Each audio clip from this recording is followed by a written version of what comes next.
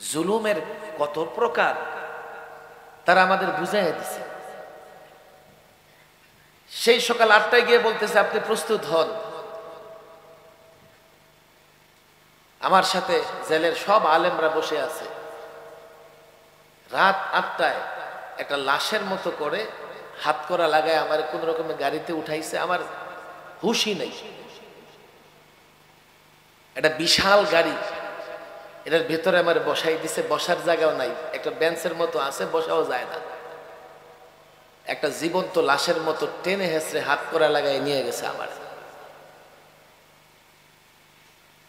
এখন আমার নবজাতক কন্যা সন্তানরা আমার হাতে দিছে, কিন্তু আমার হাতে তো হাত করা লাগে না। আমি এটারে ঠিক মতো কোলেও নিতে পারতেছিলাম না। এমনটা করার কি দরকার ছিল তোমাদের? সন্তানের মুখের হাসি বাবার কাছে এতটা প্রিয়, যাদের সন্তান নাই তোমরা বুঝবা না। ছোট বাচ্চা একটু হাসে, একটু খেলাধুলা করে, মা বাবার কাছে অনেক বেশি ভালোবাসার ভালো লাগার। দেখো, কিন্তু আমি যখন আমার সন্তানদের খেলাধুলা করতে দেখি তো আমার কলিজাটা ফেটে চৌচির হয়ে যায়। কেন? আমি তো আমার এই অবস্থা, স্ত্রী যুবতী চাকর বাকরদের সঙ্গে বেবিচারের মাধ্যমে এই সন্তানদের জন্ম। ওরা তো জারজ সন্তানরা আমার কোলে পিঠে মানুষ হইতেছে, আমার বরদাস্ত হয় না।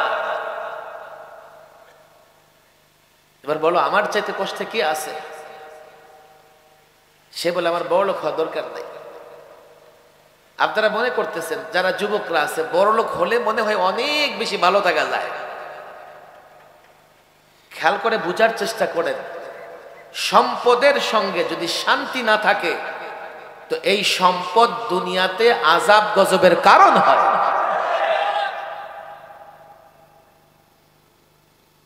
শান্তি আসল। একজন যুবক মনে করবে আমার সন্তানরে যদি 1 কেজি আপেল কিনে খাওয়াতে পারতাম। হ্যাঁ, তুমি আপেল কিনতে পারবে, খাওয়াতে পারবে না। অনেক বড় লোক আছে আমাকে বলে এসে, হুজুর ঘরে আপেল আছে, কমলা আছে, মালটা আছে, আঙ্গুর আছে, কিন্তু বাচ্চাটা ঘুম থেকে উঠে বলে চিপস খাবো, চিপস খাবো। সম্পদ থাকলেই সেটা মুখে ঢুকে না। বলে যে আমার বড় লোক হওয়ার দরকার নাই। তোমার এখানকার যুবক সাধারণ মানুষের ভেতরে ইসলামের প্রেম এবং মহব্বত আছে। এর বড় প্রমাণ হচ্ছে সেই দুপুর থেকে চলা মাহফিল। যে মাহফিল দুপুর থেকে চলে সেটা আসলে গভীর রাত পর্যন্ত চালানো যায় না। এরপরে দেখেন তিল ধারণের জায়গা নাই, সমস্ত যুবকরা দাঁড়িয়ে আছে। ঘন্টার পর ঘন্টা দাঁড়িয়ে থাকা, এইভাবে গায়ের সঙ্গে গায়ে লাগিয়ে বড় কষ্টের। এই সব বিষয়গুলো প্রমাণ করে যে আমার আপনার বা এলাকার লোকদের ভেতরে ইসলামের মহব্বত আছে, তারা আল্লাহকে ভালোবাসে, আল্লাহর রসুলকে ভালোবাসে। কথা ঠিক না বেঠিক? আমি শেষ আলোচক নই, আমার পরেও আলোচনা বাকি থাকবে। আজকের এই সভাপতি বাংলাদেশের খ্যাতিমান একজন আলোচক, তিনি আলোচনা করবেন, আর আমি লম্বা সময় আলোচনা করতেও পারবো না। কিছুদিন আগে হঠাৎ আমি জ্বরে আক্রান্ত হই, পরে ডাক্তার বলল আপনি ডেঙ্গুতে আক্রান্ত, 3 মাসের জন্য রেস্টে চলে যান। হ্যাঁ, 1 সপ্তাহের মতো রেস্টে ছিলাম, কেননা ওই সপ্তাহ আমার বডির উপরে আমার কোনো কন্ট্রোল ছিল না। লোকদের ফোনও ধরতে পারেনি। একটু সুস্থ হয়েছে তো লোকেরা গাড়ি নিয়ে বাসার নিচে অপেক্ষা করে, চলেন মাহফিলে। আগে থেকেই মাহফিলগুলো রাখা, কষ্ট হলেও মাহফিলগুলোতে শরিক হওয়া, এটাই বড় দায়িত্ব মনে করি। এছাড়া আপনারা শুনেছেন মজলুম আলেম, জানি না কতটা মজলুম আমি। তবে গত বছর এই দিনগুলোতে আমি সরকারি মেহমানখানা থেকে মুক্ত হই। প্রায় 2.5 বছরের কাছাকাছি 3টি মাহে রমাদান, 3টি মাহে রমাদান, 5টি ঈদ, 3টি ঈদ উল ফিত্র এবং 2টি ঈদ উল আজহা সরকারি মেহমানখানায় উদযাপন করার আমার সুযোগ হয়েছে। মেহমানখানা থেকে মুক্ত হয়েছে কিন্তু সুস্থ হতে পারিনি। এখন ছোটখাটো একটু অসুস্থ হলেই শরীরে নানা রকমের জটিলতা দেখা দেয়, চাপ নিতে পারি না। এই তো আপনাদের গাজীপুরে এই রাস্তাটা আমার খুব চেনা। সপ্তাহে 3 দিনও কোর্ট করতে হয়েছে, অফিস করতে হয়েছে। কাশিমপুর হাই সিকিউরিটি কারাগার থেকে ঠিক ফজরের সময় নিয়ে বের হতো, আবার দুপুরের পরে যখন হাই সিকিউরিটির মূল ফটক দিয়ে ভিতরে প্রবেশ করি অনেক কষ্ট হতো। তো একটা ভিন্ন রকমের অনুভূতি ছিল যে লোকেরা অফিস করে বাসা বাড়ি ফিরে যায় আর আমরা অফিস করে কোথায় ঢুকতেছি। কোনো কোনো সপ্তাহে 3 দিন পর্যন্ত এইভাবে কোর্টে হাজিরা দিতে হতো। লম্বা সময় আমি রিমান্ডে ছিলাম, প্রায় 2.5 মাস।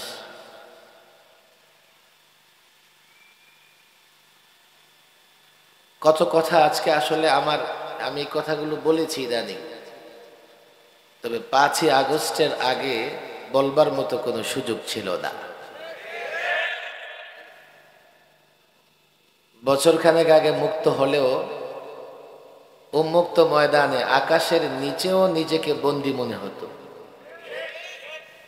এত মামলা, সপ্তাহে 2-3 দিন কোর্টে যাও, প্রোগ্রামে বাধা, মুখে লাগাম লাগানোর চেষ্টা, প্রতিষ্ঠান দখল করে দালালদের হাতে ছেড়ে দেওয়া।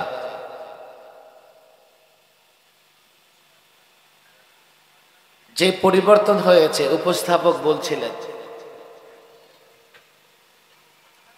50 বছরে বাংলাদেশে অনেক পরিবর্তন হয়েছে।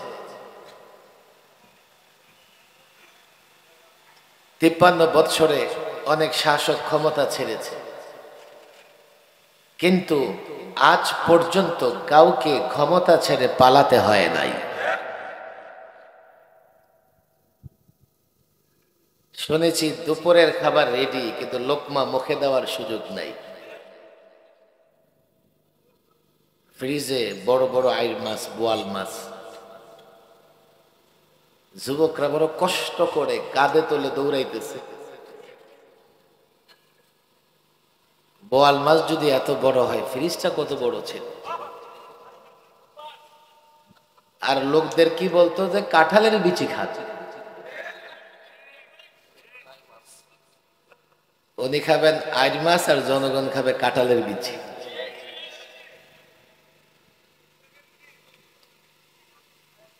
এত ভয়াবহ পরিণতির কারণ কি? আমার যতটুকু বুঝে আসে 2টা মূল কারণ,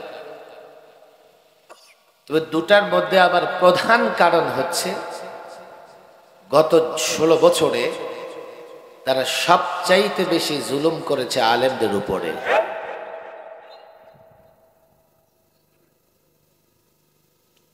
একুশ থেকে 23, 2600, 2600 আলেম, মাদ্রাসার ছাত্র, টুপি দাড়িওয়ালা যুবক, মুসল্লি 2600 গ্রেফতার করে তারা অন্ধকার প্রকোষ্ঠে নিক্ষেপ করেছে। 2 বছর, 2.5 বছর, 3 বছর পর্যন্ত। আর এবারের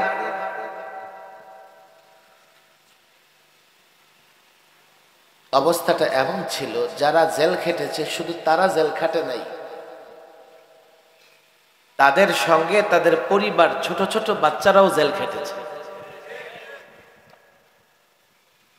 যারা জেলে ছিল সাধারণ জেলে থাকে নাই, তাদেরকে ফাঁসির সেলে দিনের পর দিন 24 ঘন্টা তালাবদ্ধ করে রাখা হয়েছে।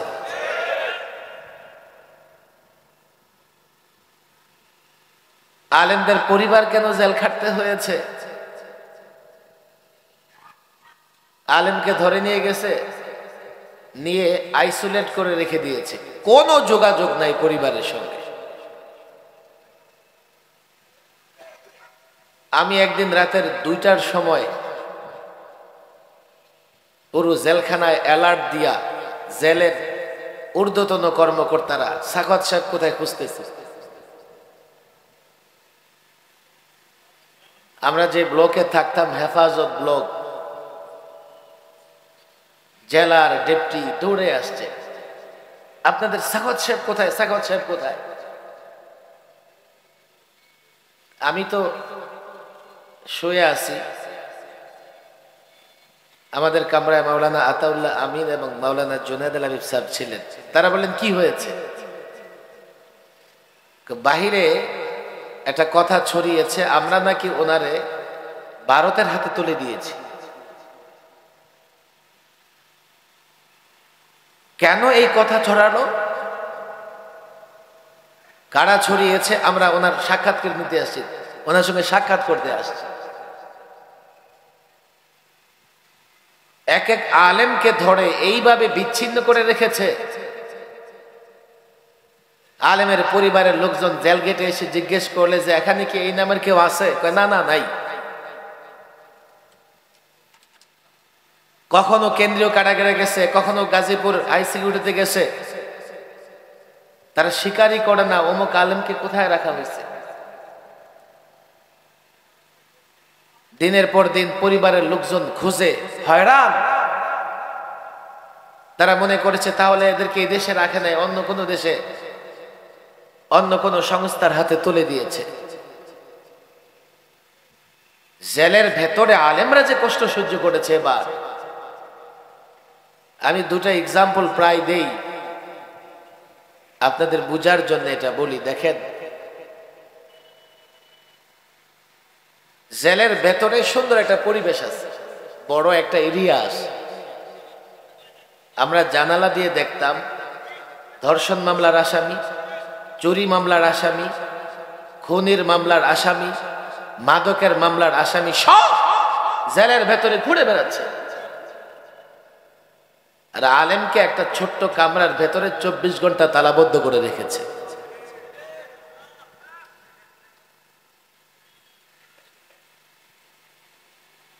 তখন করোনা ভাইরাসের যুগ, লকডাউন সারা দেশে। বন্দীদের সঙ্গে পরিবারের সাক্ষাতের সুযোগ নাই, না জানি করোনায় আক্রান্ত হয় কিনা। যেহেতু পরিবারের সাক্ষাতের সুযোগ নাই, জেল কর্তৃপক্ষ একটা ফোন ফাইল চালু করেছে। সপ্তাহে একদিন প্রত্যেক বন্দীকে 10 মিনিটের জন্য মোবাইল দেওয়া হয়,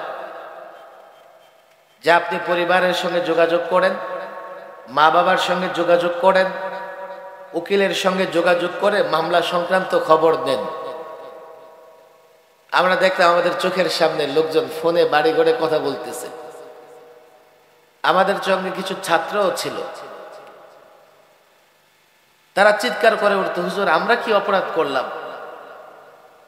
আমাদের সঙ্গে সাক্ষাৎও নাই, আবার তালাবদ্ধ করে রাখা হয়েছে, আবার ফোন ফাইলেও আমরা কথা বলতে পারি না। জেলখানায় আবদ্ধ করে তারা শান্তি পায় নাই, জেলের ভেতরেও তারা টর্চার করেছে। আদালত, কোর্ট, মামলা তো তামাশা।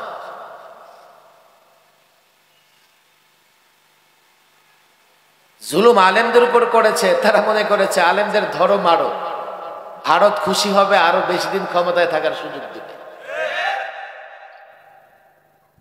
আর আলেমরা জেলখানার ভেতরে চিল্লা চিল্লি করলে কে শুনবে?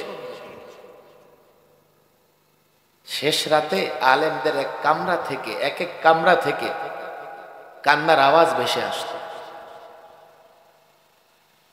কোন আলেম দাঁড়িয়ে কেরাত পড়তেছে আর কান্না করতেছে, কেউ রুকুতে গিয়ে কান্না করতেছে, কেউ সাজদায় পড়ে কান্না করতেছে।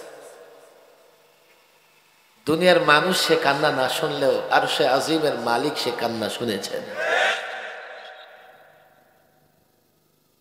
এই জন্য তাদের পরিণতি এমন হয়েছে। দ্বিতীয়, তারা এই যে হাজারো যুবক এখানে আছে, যে কাজটা তারা করেছে, যুবকের মেহনতের কামাই, শ্রমিকের মেহনতের কামাই, সেগুলো নানাভাবে কুক্ষিগত করে দেশের বাইরে পাচার করেছে। কথা ঠিক না বেঠিক?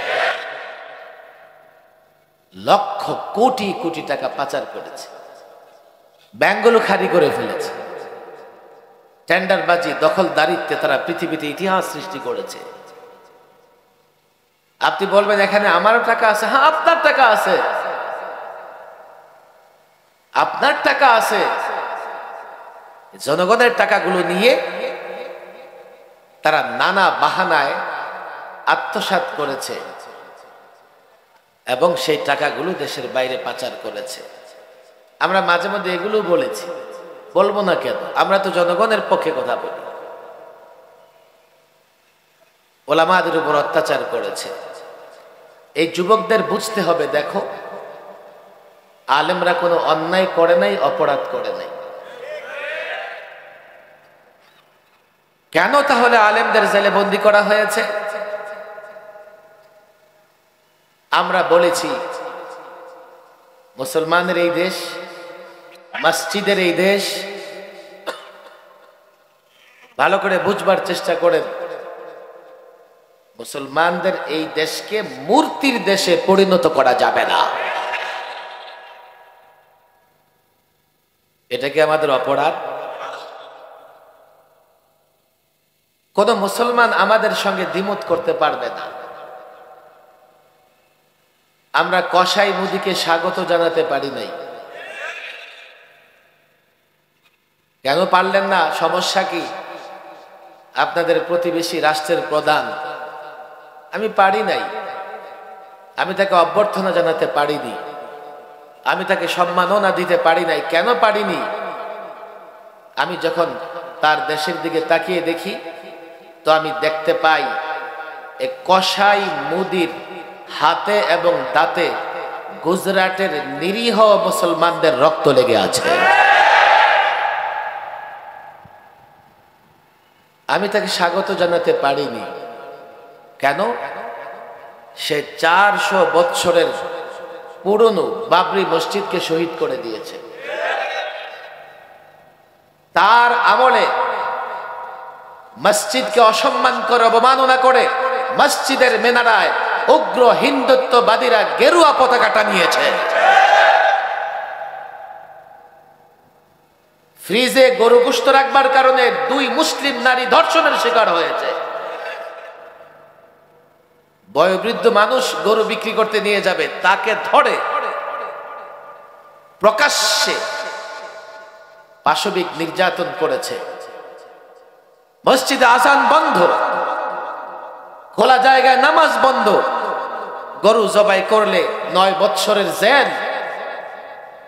আর মুসলমানদেরকে ভারত ছাড়া করবার জন্য ষড়যন্ত্র।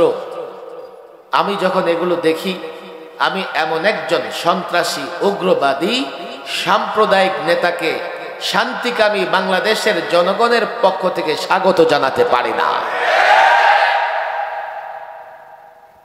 এটা কি আমাদের অপরাধ? আপনাদের আরো অপরাধ আছে। 12 সাল থেকে 24 পর্যন্ত পাঠ্যক্রম সিলেবাসকে এতটা কাটাছেঁড়া করেছে, যে সিলেবাস পাঠ্যক্রম তারা সর্বশেষ রেখে গেছে। এই সিলেবাস পাঠ্যক্রম পড়লে ভয় হয়, আশঙ্কা হয় এই মুসলমানের সন্তানের ঈমান হেফাজত হবে না। সর্বশেষ তারা ডারউইনের মতবাদ নিয়ে আসছে মানুষ নাকি বানরের সন্তান। এরপরে ট্রান্সজেন্ডার নিয়ে আসছে, ট্রান্সজেন্ডার অভিশপ্ত মতবাদ তারা নিয়ে আসছে। আমাকে মিডিয়া জিজ্ঞেস করে আপনারা কেন স্কুল কলেজের সিলেবাস নিয়ে কথা বলেন? স্কুল কলেজের কেউ তো আপনাদের সিলেবাস নিয়ে আপনাদের পাঠ্য বই নিয়ে কথা বলে না। আমি বলি আমরা এই জন্যই কথা বলি, আমাদের জনগণ আমাদের দায়িত্ব দিয়েছে। বলে কি কোন নির্বাচনে দায়িত্ব পেয়েছে? কোন নির্বাচনে জনগণ দায়িত্ব দিয়েছে?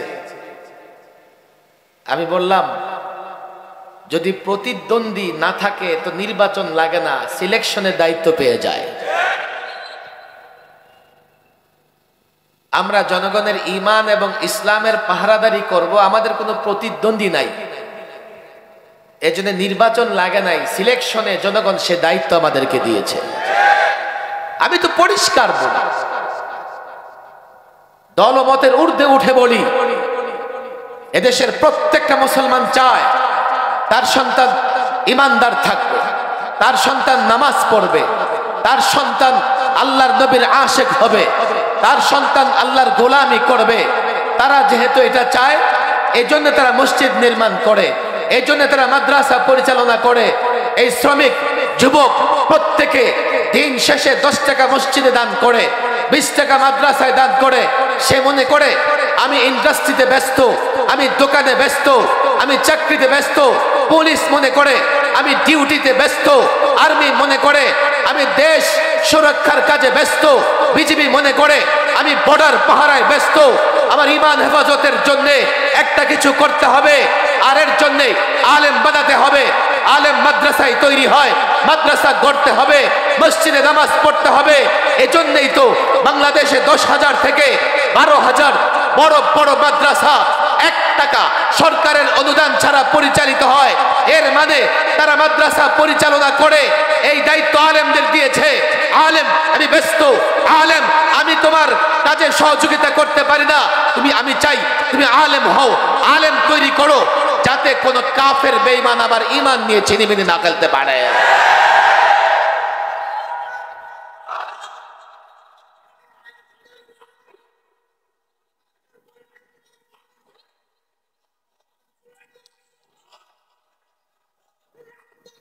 আমি তো পরিষ্কার বলি, বিজেপি বাংলাদেশের বর্ডার হেফাজতে কাজ করে, পুলিশ বাহিনী আইন শৃঙ্খলা নিয়ন্ত্রণের কাজ করে। বুঝবার চেষ্টা করবেন, সেনাবাহিনী এই ভৌগোলিক সীমানা হেফাজতের কাজ করে। এর চাইতে বড় কাজ হচ্ছে ঈমানের সীমানা হেফাজত করা। আলেমরা পাহারাদারি করে ঈমানকে হেফাজত করবার জন্য। আলেম মনে করে এই যুবকের ঈমানে যেন কেউ আঘাত করতে না পারে, ঈমান যেন বিনষ্ট করতে না পারে, এই যুবককে কেউ যেন মুরতাদ বানাতে না পারে। আমি আলেম পাহারাদারি করব, আমি আলেম রাত থেকে দিন থেকে রাত পর্যন্ত তার ঈমানের হেফাজত করব। যদি আলেম সে কাজ না করে, জনগণের ভেতরে তার প্রতি আস্থা বিশ্বাস থাকবে না। পরিষ্কার কথা। আমরা কি বলি বুঝবার চেষ্টা করেন। সিলেবাস পাঠ্যক্রম নিয়ে আমরা কথা বলেছি, যাতে লক্ষ কোটি মুসলমানের সন্তানের ঈমান নষ্ট না হয়। এমন এমন পদ্য গদ্য সিলেবাস পাঠ্যক্রমে অন্তর্ভুক্ত হয়েছে, আশঙ্কার জায়গা থেকে বলছি, এগুলো থাকলে আপনার সন্তানের ঈমান হেফাজত করতে পারবেন না। অন্তর্বর্তীকালীন সরকার গঠন হওয়ার পরে সবার আগে আমরা দৌড়ে গেছি শিক্ষা উপদেষ্টা সাহেবের কাছে। আমরা বলেছি আমাদের একটা উদ্বিগ্ন হবার মতো জায়গা আছে। কি সেটা? বিগত ফ্যাসিস্ট সরকার 12 থেকে নিয়ে এই শিক্ষা সিলেবাসে এতটা কাটাছেড়া করেছে, নাস্তিক্যবাদ, ট্রান্সজেন্ডার, ডারউইনিজম এইভাবে অন্তর্ভুক্ত করেছে। আমরা চাই ফেসিবাদ গেছে, তাদের শিক্ষা সিলেবাসও যাবে। আমরা এখনো এই দাবি বারবার জানাই। এই জায়গায় কারোর সঙ্গে কোনো আপোষ হবে না। শিক্ষা ব্যবস্থাকে আপনারা ঠিক করেন। আমার ভাই ডাক্তার হবে, ইঞ্জিনিয়ার হবে, কোনো সমস্যা নাই, কিন্তু তাকে মুসলমান থাকতে হবে। মুসলমান না থাকলে দুনিয়াও বরবাদ হয়ে যাবে, আখিরাতও বরবাদ হয়ে যাবে। কথা ঠিক না বেটি? এগুলো বলা নাকি আমাদের অপরাধ? ধরো, মারো, জেলখানায় ঢুকাও।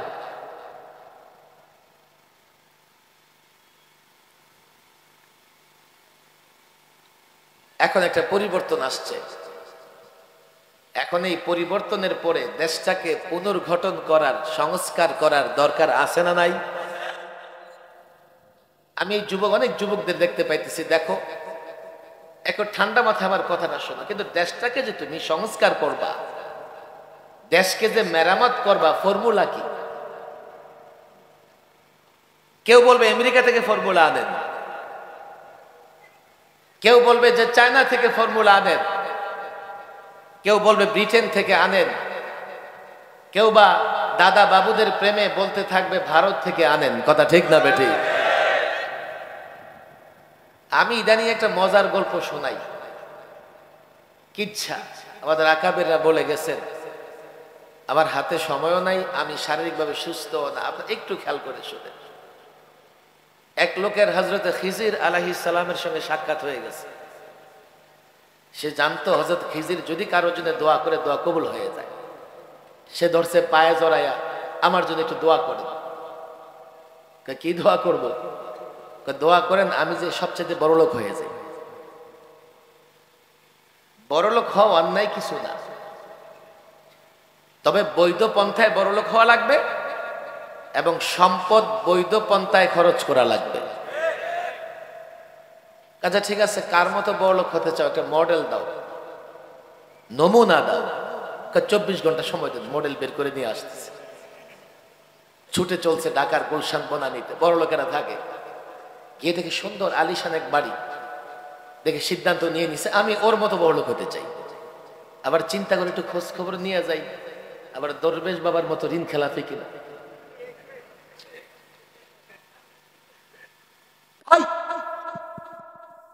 আমি অমুক, ঘটনা ঘটে গেছে, হযরত খিজিরের সঙ্গে দেখা, তিনি দোয়া করবেন আমি তোমার মতো বড় লোক হয়ে যাব। খবরদার, আমার মতো বড় লোক হইস না। এই শহরে আমার চাইতে কষ্টে কেউ নাই। চল সামনে যাই, সামনে আরেকটা বিশাল বাড়ি, আলিশান বাংলা, সব দেখে এই যে মডেল পেয়েছে, ওর মতো বড় লোক হতে চাই। ভাই আপনার মতো বড় লোক হতে চাই। গেটে ঠকঠক করে জিজ্ঞেস করে, আমার মতো বড় লোক হইস না। বাংলাদেশে আমার চাইতে কষ্টে কেউ নাই। মন খারাপ, সামনে হাঁটতে হাঁটতে আরো বড় এবং বিশাল, আরো সুন্দর এক বাড়ি। এইবার আর জিজ্ঞেস করুন না, ওর মতো বড় লোক হয়ে যাই।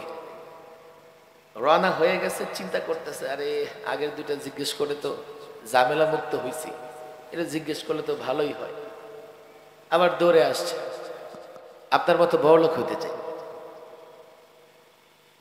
হাত ধরে ধরছে, ভাইরে এই পৃথিবীতে আমার মতো কষ্ট কেউ নাই,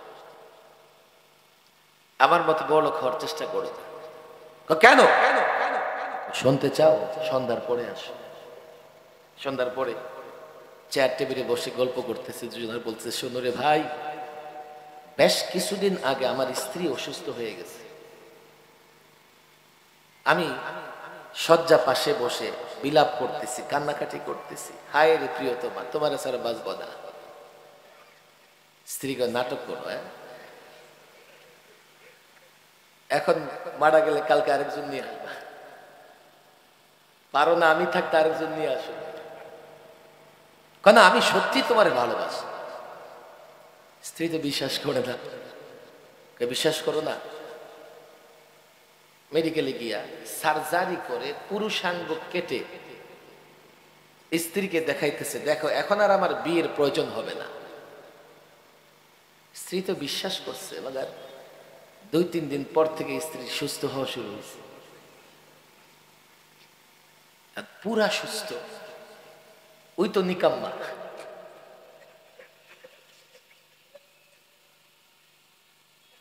বাচ্চারা খেলাধুলা করতেছে, তোমার কাছে ভালো লাগে না? হ্যাঁ, বাবার সামনে সন্তান খেলাধুলা করলে সন্তানের হাসি মা বাবার কাছে পৃথিবীর সবচাইতে প্রিয়। আমি অধম গ্রেফতার হওয়ার পর পর আল্লাহ তাবারক ওয়া তাআলা আমার একটা কন্যা সন্তান দান করেন। আমার তো খবর নাই, আমার নিয়ে গেছে রিমান্ডে। এর কিছুদিন পরেই বাবার ইন্তেকাল হয়ে যায়। বাবার ইন্তেকালে প্যারোলে আমি গেছি এখান থেকে। জানাজা 10টায় আমাকে এখান থেকে জানাজা জোহরের পরে আমাকে এখান থেকে 10টার মধ্যে ওরা নিয়ে যাবে কুমিল্লাতে। তারে নাড়ে করতে করতে গড়িমসি করতে করতে রাত 8টায় এখান থেকে নিয়ে বের হয়েছে। আমার গ্রামের বাড়িতে লোকগুলো সকাল 10টা থেকে অপেক্ষা করতেছে। জুলুমের কত প্রকার তারা আমাদের বুঝাইয়া দিছে। সেই সকাল 8টায় গিয়ে বলতেছে আপনি প্রস্তুত হন। আমার সাথে জেলের সব আলেমরা বসে আছে। রাত 8টায় একটা লাশের মতো করে হাত করা লাগায় আমার কোন রকমের গাড়িতে উঠাইছে। আমার হুশই নেই। একটা বিশাল গাড়ি, এটার ভেতরে আমার বসাই দিছে, বসার জায়গাও নাই, একটা বেঞ্চের মতো আছে, বসাও যায় না। একটা জীবন্ত লাশের মতো টেনে হেসড়ে হাত করা লাগায় নিয়ে গেছে আমার। এখন আমার নবজাতক কন্যা সন্তানরা আমার হাতে দিছে, কিন্তু আমার হাতে তো হাত করা লাগে না। আমি এটারে ঠিক মতো কোলেও নিতে পারতেছিলাম না। এমনটা করার কি দরকার ছিল তোমাদের? সন্তানের মুখের হাসি বাবার কাছে এতটা প্রিয়, যাদের সন্তান নাই তোমরা বুঝবা না। ছোট বাচ্চা একটু হাসে, একটু খেলাধুলা করে, মা বাবার কাছে অনেক বেশি ভালোবাসার ভালো লাগা। দেখো, কিন্তু আমি যখন আমার সন্তানদের খেলাধুলা করতে দেখি তো আমার কলিজাটা ফেটে চৌচির হয়ে যায়। কেন?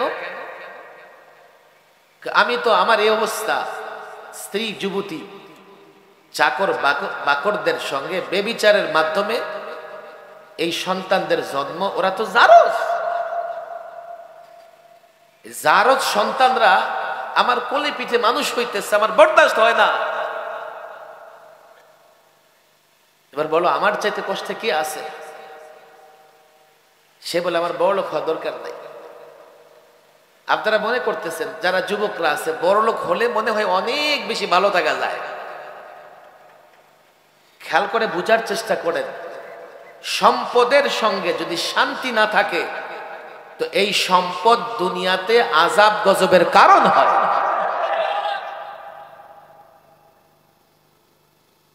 শান্তি আসল। একজন যুবক মনে করবে আমার সন্তানরে যদি 1 কেজি আপেল কিনে খাওয়াতে পারতাম। হ্যাঁ, তুমি আপেল কিনতে পারবে, খাওয়াতে পারবে না। অনেক বড় লোক আছে আমাকে বলে এসে, হুজুর ঘরে আপেল আছে, কমলা আছে, মালটা আছে, আঙ্গুর আছে, কিন্তু বাচ্চাটা ঘুম থেকে উঠে বলে চিপস খাবো, চিপস খাবো। সম্পদ থাকলেই সেটা মুখে ঢুকে না। বলে যে আমার বড়লোক হওয়ার দরকার নাই, তোমরা ফর্মুলা মডেল আনবা আমেরিকা থেকে, ইউরোপ থেকে, এগুলো তো জারজ সন্তান দ্বারা ভরে আছে। আমার যুবকরা যদি জানতো যে ওদের দেশের কি অবস্থা, মডেল আনবা ভারত থেকে, জেনা বেবিচারের দেশ, শান্তিতে নাই। আপনাদের কষ্ট হয়ে যাবে। আমি কয়েকদিন আগে কুড়িগ্রাম গেছি প্রোগ্রামে। বিগত সরকার ছিটমহল একটা চুক্তি করছে, যারা বর্ডারে ছিল তাদেরকে, যারা ভারতের অন্তর্ভুক্ত হতে চায় ওদেরকে ভারতের অন্তর্ভুক্ত করে দিয়েছে, যারা বাংলাদেশের অন্তর্ভুক্ত হতে চায় ওদেরকে বাংলাদেশের অন্তর্ভুক্ত করে দিয়েছে। আবার মাহফিলে ছিটমহল থেকে কিছু লোকজন আসছে। আমি বললাম যারা ভারতের অন্তর্ভুক্ত হয়েছে তারা ভালো আছে না আপনারা ভালো যারা বাংলাদেশের অন্তর্ভুক্ত হয়েছে? বলে হুজুর আমরা ভালো, তারা কষ্টে আছে। কেন? তারা মনে করেছিল ভারতের অন্তর্ভুক্ত হলে বড় রাষ্ট্র ভালো থাকবে, কিন্তু অন্তর্ভুক্ত তো হয়েছে, কিন্তু ভারতের নাগরিকত্বের মর্যাদা তারা পায় না। আর বাংলাদেশে আছি খুব ভালো, বাংলাদেশের মানুষ আপন করে নিয়েছে। কোন ফর্মুলায় রাষ্ট্র সংস্কার হবে না, এমন ফর্মুলা পৃথিবীর কাছে নাই। একটাই ফর্মুলা মুসলমানের কাছে আছে, সেটা দিয়ে যদি রাষ্ট্র সংস্কার, রাষ্ট্র পুনর্গঠন করা হয়, তাহলে এই রাষ্ট্র সত্যিকার অর্থে শান্তির রাষ্ট্রে পরিণত হবে। সেটা হচ্ছে রাসূলুল্লাহর আদর্শ। কথা ঠিক না বেঠিক? ভালো করে বুঝবার চেষ্টা করেন। বলবেন হুজুর এই আদর্শ দিয়ে আপনারা কি করতেছেন? আমরা কি করতেছে মানে?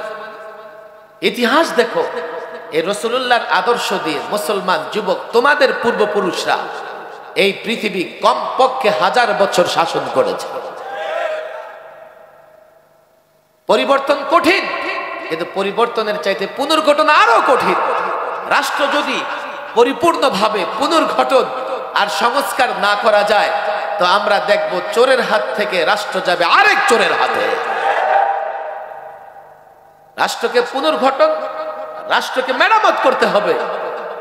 আর মেরামত করবার একটাই মডেল, সেটা হচ্ছে রাসূলুল্লাহর আদর্শ, বিকল্প নাই। কথা ঠিক না বেঠিক? অনেক যুবক এখানে আসছে, আমার তো লম্বা কথা বলতে মন চায়, কিন্তু যুবক এগুলো তোমরা আলেমদের কাছ থেকে আলোচনা শুনে নিবা। এই যে একটা পরিবর্তন হয়েছে, এই পরিবর্তনের পেছনে ছাত্রদের একটা গল্প আছে। ছাত্ররা কেন আন্দোলন করেছে? ছাত্ররা আন্দোলন করেছে কোটা প্রথার বিরুদ্ধে। কারণ সে মনে করেছে 16 বছর থেকে 20 বছর পড়াশোনা করব, তো কোটা থাকলে তো আমি চাকরি পাবো না, আর চাকরি না পেলে তো দুনিয়ায় ভালো থাকবো না। কোটার বিরুদ্ধে আন্দোলন শুরু হয়েছে। সাধারণ জনতা সঙ্গ দিয়েছে, ছাত্র জনতা, মাদ্রাসার শিক্ষার্থীরাও সঙ্গ দিয়েছে। বুঝবার চেষ্টা করেন, কোটার বিরুদ্ধে যদি হাজার হাজার রক্ত দিতে পারে, চাকরি করলে দুনিয়ায় ভালো থাকবে, দুনিয়া এবং আখিরাতে ভালো থাকবার জন্য আরেকটা পরিবর্তন দরকার, আরেকটা পরিবর্তন করতে হবে। আর সেই পরিবর্তনের পরে ইসলাম দ্বারা রাষ্ট্র পুনর্গঠন করতে হবে। কথা ঠিক না বেঠিক? আমি পরিষ্কার বলি, এই যুবকদের বলি, কোটা প্রথা বাতিল করে চাকরি করবে এই আশায়, দুনিয়াতে ভালো থাকবে এই আশায় যদি রক্ত দিতে পারো, কেন তোমরা প্রচলিত শাসন ব্যবস্থা, যেখানে অর্থনীতিতে সুষম কোনো নীতিমালা নেই, বিচার ব্যবস্থায় ইনসাফ নেই, সব জায়গায় দুর্নীতি আর চুরি, সব জায়গায় টেন্ডারবাজি আর দখলদারিত্ব, তোমরা যদি মনে করো দুনিয়ায় ভালো থাকবে, আখিরাতে ভালো থাকবে, ইসলাম প্রতিষ্ঠার জন্য আরেকটা পরিবর্তন আনতে হবে, ইসলাম প্রতিষ্ঠার জন্য আরেকটা চূড়ান্ত লড়াইয়ে নামতে হবে। চূড়ান্ত লড়াই করে ছাত্র জনতা, মাদ্রাসা মসজিদ থেকে শুরু করে কলেজ ইউনিভার্সিটি সকলকে ঐক্যবদ্ধ করে আরেকটা পরিবর্তনের জন্য যদি ময়দানে নামতে পারি, ইসলাম প্রতিষ্ঠার জন্য যদি ময়দানে নামতে পারি, আল্লাহর কসম, রব্বে কাবার কসম, সেই পরিবর্তন যদি হয়, সেই পরিবর্তনের পরে বাংলাদেশ হবে সোনার বাংলাদেশ, তাতে কোনো সন্দেহ নাই। সেই পরিবর্তনের পরে এদেশের রন্ধ্রে রন্ধ্রে থাকা, গাপ্তি মেরে থাকা একটা নাস্তিক এই জমিনে পা রাখতে পারবে না। সেই পরিবর্তনের পরে আল্লাহর নবীর দুশমনেরা বাংলার মাটিতে বসে আল্লাহর নবীকে সঙ্গে কটূক্তি করতে পারবে না। সেই পরিবর্তনের পরে এদেশে আল্লাহর নবীর সুন্নাহ বাস্তবায়িত হবে। সেই পরিবর্তনের পরে কোরআনী শাসন চালু হবে। সেই পরিবর্তনের পরে দুর্নীতি থাকবে না। সেই পরিবর্তনের পরে কালো টাকা সাদা করার সুযোগ থাকবে না। সেই পরিবর্তনের পরে দেশের টাকা, জনগণের টাকা লুট করে পাচার করা যাবে না। সেই পরিবর্তনের পরে দেশ বিজয়ী হবে, জাতি বিজয়ী হবে, গোটা দুনিয়াতে ইজ্জতের সঙ্গে বাঁচতে পারবো ইনশাআল্লাহ। সেই পরিবর্তনের জন্য প্রস্তুতি নিতে হবে। আর সেই পরিবর্তনের স্বপ্ন দেখায় এই পরিবর্তন, সেই পরিবর্তনের স্বপ্ন দেখায় এই পরিবর্তন। পরিবর্তন অনেক হয়েছে, আমি জানি না এই পরিবর্তনের পরে কতটা সংস্কার আর আপনারা কতটা ভালো থাকেন। ফর্মুলা তো নাই, মডেল তো নাই। প্রথম দায়িত্ব ওলামায়ে কেরামের, এই ৩২ নং ওয়ার্ডের আলেমদের আমি বলি, এই যে যুবকরা এখানে একত্রিত হয়েছে, দেখেন রসুলুল্লাহকে কুটুক্তি করলে রক্ত যারা দেয় মাদ্রাসার ছাত্র, অথচ রসুল শুধু মাদ্রাসার ছাত্রের না আমাদের সবার। খেয়াল করে বুঝেন কেন তারা রক্ত দেয়, কেন তারা ময়দানে ঝাঁপিয়ে পড়ে। সাধারণ যুবকরা কেন পারে না? সাধারণ যুবকদের রসুলুল্লাহর সঙ্গে সম্পর্কের জায়গাটা দুর্বল।